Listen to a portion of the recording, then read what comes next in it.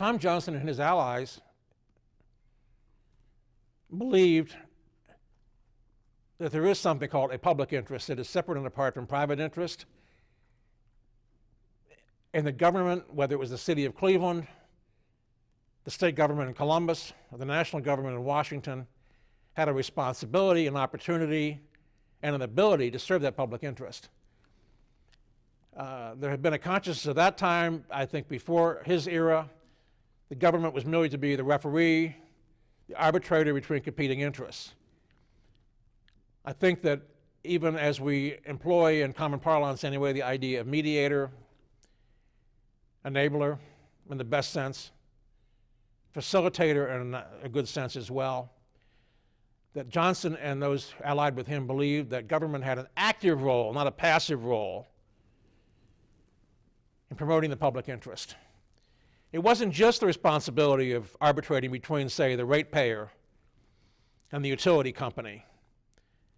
There also was the opportunity to do something a third way, providing a public electric system, for example. It wasn't just the traction commuter versus the traction company or the streetcar company. Government had a responsibility, an opportunity, and the ability to offer something in the middle of that, something a third way, as it were. And that legacy is still there in the public consciousness. When people talk about wanting to underinvest in public services, when people say that something should be done better privately, and the evidence is they probably should not be done that way, it is the legacy of the Tom L. Johnsons of the world and his allies like Newton Baker and others that would say to us that maybe we as ordinary people, ordinary citizens, not necessarily as stockholders, not necessarily even as toilers for the stockholders, but as people qua people, can help form a society too. And we should do it, and we can do it, and more importantly, we need to remember that we're able to do it if we do it in focused, systematic, conscious, and fair ways. And that's what I would say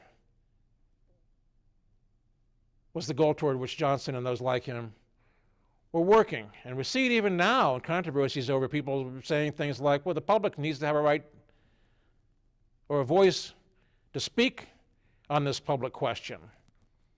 Or why should the government of Ohio underinvest in libraries when libraries are something that help every citizen, rich, poor, old, young, black, white, foreign-born, domestic-born, get equal service, equal information, equal treatment, because there's a public interest in doing that. And that's what I would say is the legacy of Johnson and the region, at least for a kind of civic culture too, which is the idea that we have in a kind of social responsibility in Cleveland. And it isn't just all this stuff people denigrate as do-good stuff or nanny stuff or something else. I mean, if there's no social responsibility for anything, then why do we have laws to begin with? Clearly we have responsibilities toward each other on some level. And the question is, maybe we can come up with some way of working things together ourselves rather than letting these things be decided by purely private interests, including the private interest of the individual alone, but an interest of the group, because the group has some. That's my take on it.